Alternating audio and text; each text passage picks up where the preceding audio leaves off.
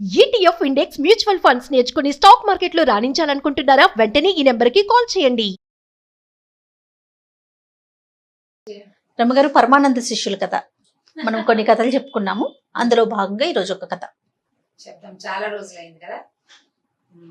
పరమానందయ్య గారికి బోళ్ళంత మంది శిష్యులు ఉన్నారు, అది చెప్పుకున్నాం కదా. 11 మంది శిష్యులు ఆయన.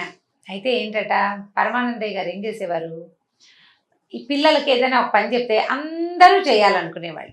ముందు ఒక చిన్న కథ చెప్పి తర్వాత పెద్ద కథలోకి వెళ్దాం. అయితే ఈయనకి ఏమైందంటే, ఒకసారి కాల్లో ముళ్ళు గుచ్చుకుందట. ముళ్ళు గుచ్చుకుంటే ఏమన్నారు, ఆ ముళ్ళు తీయటానికి సాధనం లేదు, ఎలాగోలా తీయాలి. తీయలేకపోయారు. సరే, ఆవిడ ఏమందంటే, మెంతిపిండి ఉడకబెట్టి కడతాను, ముళ్ళు కొంచెం పైకి కొసదేలు బయటకు వస్తుంది, సూది పెట్టి లాగేస్తే వచ్చేస్తుందండి అంది. వీళ్ళ ఇంట్లో సూది లేదు. సూదులు ఇప్పట్లాగా పొట్లలో ఎక్కడ పడితే అక్కడ దొరికేసేవి కాదు. అప్పట్లో కమ్మరి వాడు తయారు చేసేవాడు. ఏదైనా పని చేసేటప్పుడు ప్రత్యేకమైన పని, సూది చేయటం అంత చిన్న చాలా కష్టమైన పని. పైగా ఆ సూదులు మనకు వల్ల ఇప్పుడు ఇంత మైన్యూట్ సన్నవి దొరికినాయి, అలా ఉండేవి కదా, తబనాలే ఉండేవి పెద్ద పెద్దవి. ఈ కాల్లో ముళ్ళు తీయటానికి సన్నటి సూది కావాలి.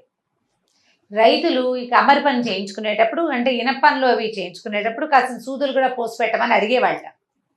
అప్పుడు ఇంట్లో దాచిపెట్టుకునేవాళ్ళు. అత్యవసరాలకు చుట్టుపక్కల వాళ్ళు వేళ్ళింటికి వచ్చే సూదులు ఎత్తుకి తీసుకెళ్ళి మళ్ళీ వెనక్కి తెచ్చిచ్చేవాళ్ళు. అది చాలా కష్టమైన పని.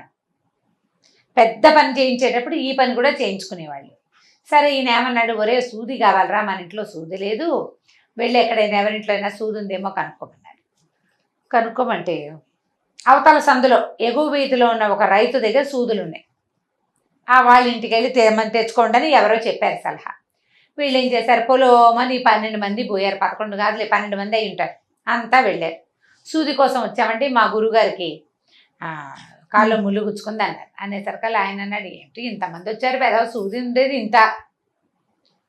ఇంతమంది ఎందుకు వచ్చారంటే, గురువుగారు ఏ పని చెప్పినా మేమందరం కలిసే చేస్తాం, ఇచ్చేయండి అన్నారు. ఒక్క సూదిని ఇంతమంది ఎలా పట్టుకుంటారు? సరే, ఆయన ఎక్కిరిస్తూ అతను రైతుకు నవ్వొచ్చింది వీళ్ళ ధోరణి చూసి. మా వెనకాల పెద్ద తాటి బొంద ఉంది బాబు, దాన్ని గుచ్చుతాను, తాటి బొందని మోసుకెళ్ళండి, అందరూ పట్టుకెళ్ళినట్టు అవుతుంది సూదిని అన్నాడు. అనగానే వీళ్ళు రెడీ అయిపోయారు. ఇంత సూదిని పెద్ద తాటి బొందు చేసి కట్టి అది ఎంత ఉంటుంది, దాన్ని మోసుకెళ్ళొద్దు. అయినా సరే ఈయన ఏం చేశాడు, తీసుకెళ్ళి ఆ తాటి బొందుకి ఒక చోట గుచ్చాడు. ఆ బొందని మోసుకుంటూ పోయారు. తాటి చెట్టు మొదలంటే ఎంత పొడుగుంటుంది, పొడుగ్గా. అది మోసుకుంటూ తీసుకెళ్తే గురువుగారు ఆశ్చర్యపోయారు. ఏమిట్రా నాయన అది మోసుకొచ్చారు, ఇదేమిట్రా అంటే, సూది తెచ్చాం గురువుగారు, మమ్మల్ని అందరినీ తెమ్మన్నారు. ఆయనేమో ఇంతమంది సూది ఇలా మోసుకెళ్తారు, ఇలా తీసుకెళ్ళండి అన్నాడు, అందుకు తెచ్చామంటే ఏడ్చినట్టుందని అనుకున్నారు గురువుగారు. మెల్లిగా సూదితో పని అయిపోయింది. సూది మళ్ళీ యథాప్రకారం తాటిబందు గుచ్చి తీసుకుపోయిచ్చి వచ్చారు. అది వాళ్ళ తెలివి అనమాట. వాళ్ళ తెలివితేటలు ఆ లెవెల్లో ఉంటాయి. సరే, ఏమైందట, గురువుగారికి ఆ ఊరు నుంచి ఈ ఊరు నుంచి కబుర్లు వచ్చినాయి, రమ్మంటున్నారు. ప్రతి చోటకి కాలినడకని వెళ్ళాలి, నది ఏరు దాటాలి, నది ఉంది మధ్యలో వచ్చినది, దాన్ని దాటాలి. గురువుగారు పెద్దవాడు, నడవలేడు. ఇంతమంది శిష్యులు వీళ్ళంతా నడిచిన గురువుగారు పాప నడవద్దు. అందుకని ఏమనుకున్నారు గురువుగారు, ఎలాగైనా సరే ఓ బండో ఓ గుర్రమో కొనుక్కోవాలండి మనం అన్నారు. సరే, గురువుగారు అన్నాడు, ఒరే బండ్లు అవి మరి పెద్దవిరా, గుర్రం అయితే ఏమింది, ఇప్పుడు బండి అనుకో, బండిలో గురువుగారు ఎక్కి ఒకళ్ళిద్దరు ఎక్కించుకుంటే మిగిలిన వాళ్ళందరూ ఎక్కుతామంటారు, అంతా కలిసి చేస్తారు కదా వాళ్ళు. అందుకని అది వద్దులేవర్రా, ఒక గుర్రాన్ని వెతుకుదాం అని చెప్పాడు. సరే, పిల్లలు ఏమన్నారు, విద్యార్థులు చుట్టుపక్కల ఊళ్ళలో చూసి గుర్రం ఎక్కడైనా సలీస్గా మంచి రేటు దొరికితే తెస్తామంటే ఆయన ఏం చేశాడు, 35 వరహాలు చేతిలో పెట్టాడు. గుంపంతా పోయారు గుర్రాలు కొనటానికి. ఒక గుర్రం కొనుక్కు రావాలి, ఏముంది ఆవులు కొనుక్కు రావటల్లా, అలాగే గుర్రం కూడాను అని అనుకున్నారు. అయితే ఏమైంది, ఒక ఊళ్ళో, అంటే చుట్టుపక్కల ఊళ్ళలో ఒక ఊళ్ళో చాలా గుర్రాలు ఒక పొలంలో మేస్తూ ఉంటాయని, అక్కడికి వెళ్తే వాళ్ళు ఏదైనా ఒక గుర్రాన్ని కొంచెం బేరం సాగించి ఇస్తారని వీళ్ళు తెలుసుకోగలిగారు. ఆ ఊర్లో ఎవరిలో కనుక్కుంటూ వెళ్ళారు. సరిగ్గా వీళ్ళు వెళ్ళిన పొలం పక్కన ఒక బూడిద గుమ్మడి తోట ఉంది. బూడిద గుమ్మడి కాయలు ఎప్పుడు చూడలే పాపం వాళ్ళ జీవితంలో.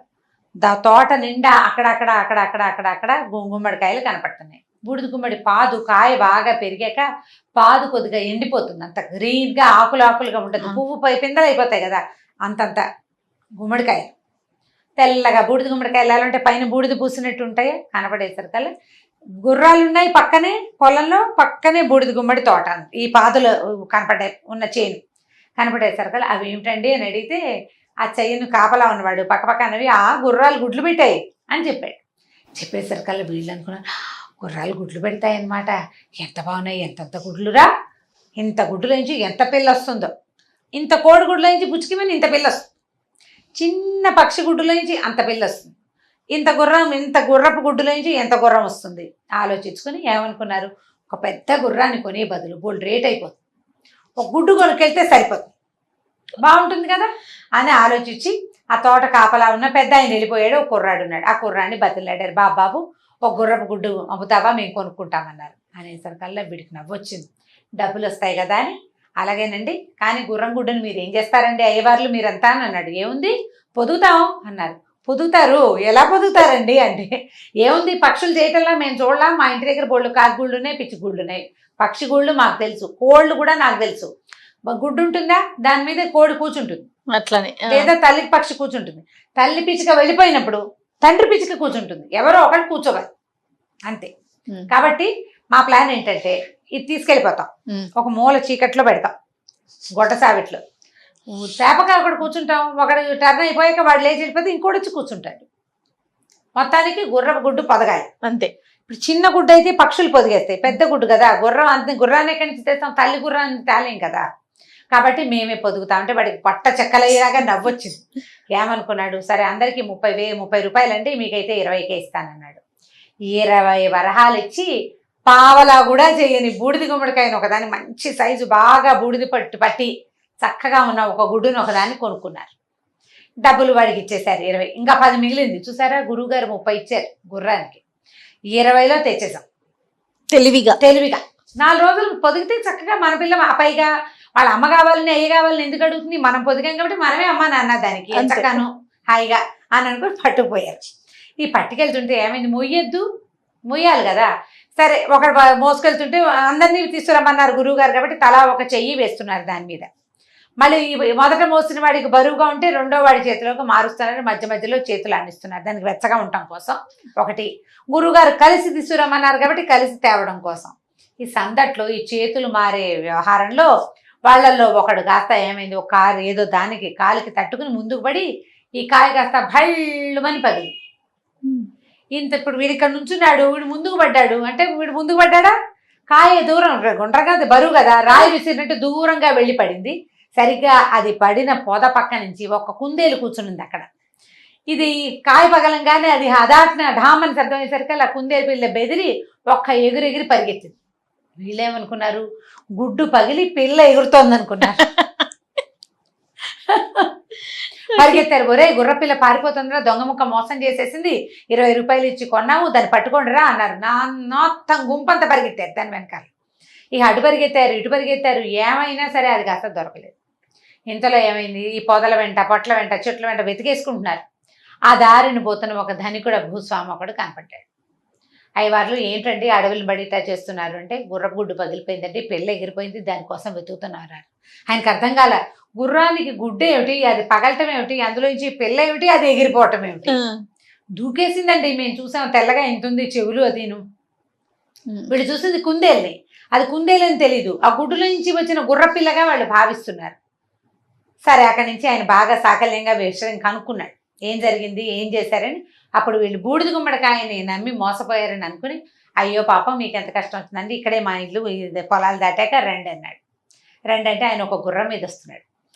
వీళ్ళేమనుకున్నారు, ఈయనతో వెళ్దాము, ఈయన దగ్గర చక్కగా గుర్రాలు అవి ఉన్నట్టున్నాయి, ఈయనకి గుర్రం సంగతి బాగా తెలిసి ఉంటుంది అని అనుకుని, బాబు మీరే ఏదైనా ఒక మంచి గుర్రం ఇప్పించాలండి, 20 రూపాయలు పోసాం, 20 వరహాలు, అది కాస్త ఇట్లా మోసం చేసేసింది గుర్రపిల్ల, ఎటుపోయిందో, ఆ గుడ్డ మీద వాడి ఇంటికి వెళ్ళిపోతుందో ఏమిటో దొంగమొహం అది అని తిట్టుకున్నారు.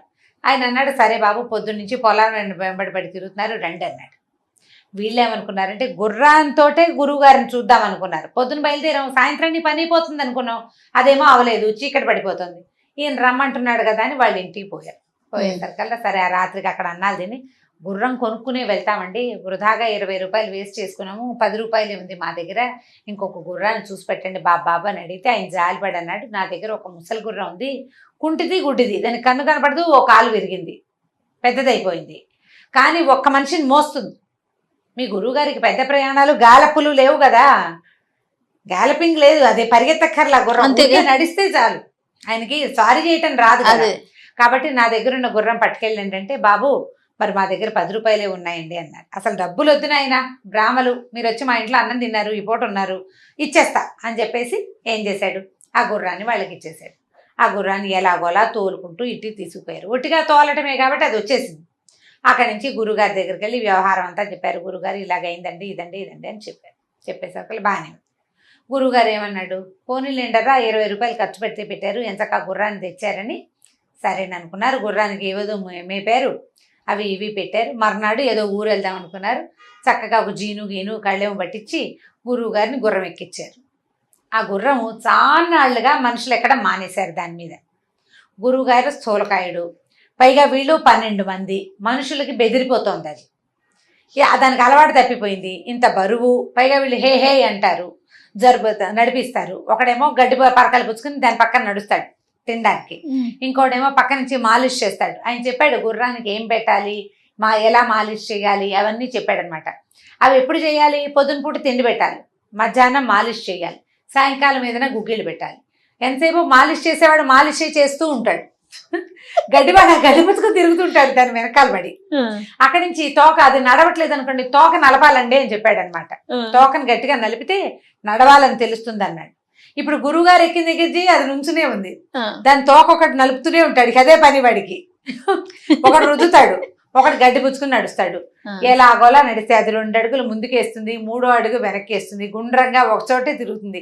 ఎందుకంటే దాన్ని సంవత్సరాలుగా కట్టేసి ఉంచుతున్నారు, రాట చుట్టూతా తిరగటమే గానుగెద్దులాగా అలవాటైపోయింది. అది వెనక్కి తిరిగి ఇలా రౌండ్ గా తిరుగుతుంది, హే హే అంటారు, అప్పుడు 2 అడుగులు ముందుకేస్తుంది, మళ్ళీ వెనక్కి తిరుగుతుంది. గురువు గారు విసిగిపోయాడు ఆ ప్రయాణంతో.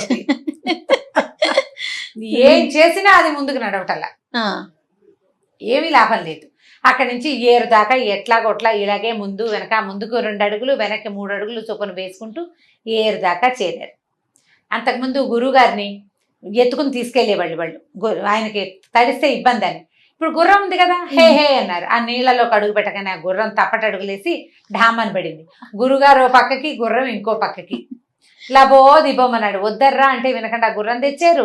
ఈ గుర్రం ఏమో ఇలా ఉంది, ఒరే నన్ను దీని మీద ఎక్కించకండి రా నాయన అంటే, అయ్యో గురుగారు గుర్రం కదా దాటేస్తుంది అనుకున్నాము, ఇది దాటలేదని మాకు అర్థం కాలేదండి, ఆ మాట తెలుసుంటే గుర్రాన్ని మిమ్మల్ని కూడా మోసుకుపోదు ఇదివరకట్లాగానే అని చెప్పి లేపారు. ఈ గుర్రాన్ని లేపారు. అక్కడి నుంచి ఏం చేశారు, మళ్ళీ దానికి కాస్త ఏదో మంచినీళ్ళు తాగింది, ఏదో చేసింది. సరే వీళ్ళు ఏమనుకున్నారంటే, కొంతసేపు దీన్ని వదిలిపెట్టేసేద్దాం, కాసేపు అటు ఇటు తిరగనిస్తే తిండి తిన్నిస్తే బాగుంటుంది అనుకుని, ఈ లోపల గురువుగారు పడ్డాడు కదా, ఆయన కాస్త నడు నొప్పిగా ఉంది, ఓ చోట పడుకుంటానన్నాడు. అన్నాలు తినేసి పడుకున్నారు. అక్కడి నుంచి గుర్రానికి ఏం చేశారు, చుట్టుపక్కల వదిలేసేసారనమాట దాన్ని. అదేం చేసింది, నీళ్లున్నాయా కాస్త నీళ్లు తాగి ఆ పక్కన ఉన్న చేలో శుభ్రంగా మేసేసి జామని బాగా మేతమేసి నీళ్లు కూడా తాగి హాయిగా అటు ఇటు తిరుగుతూ ఆ పొలం అంతా తొక్కేసరికి ఈ పొలం గలవాడు ఏం చేశాడు, హాతేరి ఎవరో గుర్రాన్ని వదిలిపెట్టారని దాన్ని 2 దెబ్బలు కొట్టి తీసిపోయి ఇంట్లో కట్టేసుకున్నాడు. వీళ్ళిద్దరు లేచి చూసుకున్నారు, గుర్రం లేదు. గురువుగారికి అసలే నడు నొప్పి, గుర్రం పైగా కొన్నాం, డబ్బు తెచ్చుకున్నాం కదా, ముందు 20 రూపాయలు గుడ్డుకు వేస్ట్ చేశాము, వృధాగా ఎందుకు పోవాలి గుర్రం అని వెతుక్కునేసరికి పొలం గలవాడి ఇంట్లో గుర్రం కనపడింది. వీళ్ళు బతిమలాడారు, బాబు మా గురువుగారి కోసం కొన్న గుర్రం, ఆయన నడవలేడు అని చెప్పి బతిమలాడితే వాడికి నవ్వొచ్చి ఏమన్నాడు, ఊరికే వదిలిపెట్టినట్టంటే 10 రూపాయలు ఉన్నాయి అంటే, కాదు 50 వరహాలు నా పంట అంతా తొక్కేసింది అన్నాడు. మళ్ళీ గురువుగారి దగ్గరికి పోయారు. గురువుగారు అంటే, దిక్కుమాల గుర్రం ముందు నుంచి దాని మీద అనుమానంగానే ఉంది, నా దగ్గర అంత లేవురా, 20 రూపాయలు ఉన్నాయంటే వీళ్ళ దగ్గర 10 మిగిలిందిగా, ఆ 20, 10, 30 రూపాయలు చెల్లించుకుని ఆ గుర్రాన్ని చేత్తో పుచ్చుకొచ్చారు. మళ్ళీ ఆ గుర్రాన్ని తీసుకొచ్చారు వాళ్ళు, ఎందుకంటే గురువు గారిని గుర్రం ఎక్కించాలి, అదే వాళ్ళ సిద్ధాంతం. మళ్ళీ ఎక్కించారు. ఎక్కించి ఎలాగోలాగా ఆయన వెళ్లాల్సిన ఊరు దాకా వెళ్ళేసరికల్లా ఆ ఊరు బయట ఉన్న బురదలో మళ్ళీ గుర్రం కాస్త ఢామని పడిపోయి దాని కాళ్ళు విరిగిపోయినాయి, అది కాస్త పడిపోయింది. గురువుగారు వెళ్ళి బురదలో పడ్డాడు. ఆ బురదలో అక్కడక్కడ అంతంత కొండరాళ్ళున్నాయి, బాగా నడుము కాళ్ళు కదలబారిపోయినాయి ఆయనకి. ఆ బురదలో నుంచి గురువుగారిని లేపలేకపోయారు, ఈ గుర్రాన్ని లేపలేకపోయారు. వీళ్ళు ఏం చేస్తారు, గురువుగారు లబో దిబోమని ఏడుస్తుంటే, సరే ఏమన్నాడు, ఊరి నాయన నేను ఎంత ఏడ్చినా మీరు ఎంత లాగినా లాభం లేదురా, ఆ ఊళ్ళోకి వెళ్ళి వాళ్ళని పిలుచుకురండి అంటే, వాళ్ళు ఒక ఎడ్ల బండి తెచ్చి ఆ ఊళ్ళో వాళ్ళు ఎట్లా కొట్లా 10 మంది సాయం పట్టి ఆ గురువుగారిని బురదలోంచి ఈడ్చి బయటపడేశారు. గుర్రాన్ని అక్కడే వదిలిపెట్టేశారు. ఇంకా మరేం చేస్తారు, బురదల నుంచి తీసి బయట వదిలేసి ఎట్లా కొట్లా బతుకుతుంది లేని దాన్ని వదిలిపెట్టి గురువుగారిని ఇంటికి తీసుకుపోయారు. వాళ్ళు అన్నారు, అయ్యా ఈసారి కబురు చేసినప్పుడు మేమే బండి పంపిస్తామండి, ఈ గుర్రాలు అవి స్వారీలు చేయబాకండి, మీరు మీ శిష్యులకు అసలు పనులే చెప్పద్దు, వాళ్ళ పనులన్నీ ఇలాగే పాడు పనులుగా ఉంటాయని ఆయనకి ఏదో నూనె రాసి అవి రాసి ఇవి రాసి మొత్తాన్ని మద్దం చేసి ఆయన వైద్యం చేయించి ఆయనతోటి ఏదో ముహూర్తం పెట్టించుకోవడానికి కదా పిలిపించారు. ఆ ముహూర్తం ఏదో పెట్టించుకుని ఎడ్ల బండి ఇచ్చి పంపించారు.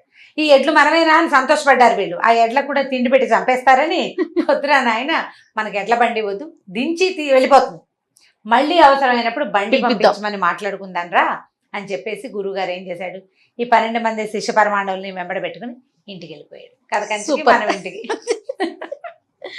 చాలా బాగుంది అసలు. పెట్టడం ఏమిటో అది మరీ విచిత్రం.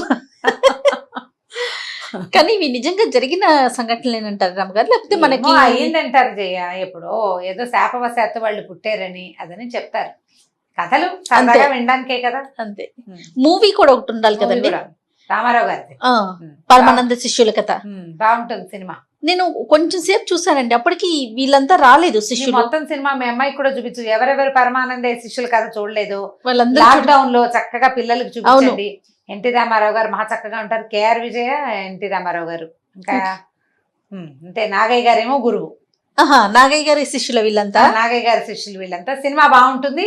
ఈ కథ ఎలాగ, ఈ కథ అందులో లేదు, అందులో ఇంకా కొన్ని వేరే కథలు ఉంటాయి. ఓకే, బాగుంటుంది సినిమా, అది కూడా చూడొచ్చు. ఒక కాలక్షేపంగా ఉంటుంది కదా, అదే అందుకని స్టోరీ బేస్డ్ కథలు. అందులో ఉన్న కథలు కొన్నిటిని మనం వాడచ్చు పిల్లలకి చెప్పడానికి కూడా, సరదాగా చూడొచ్చు.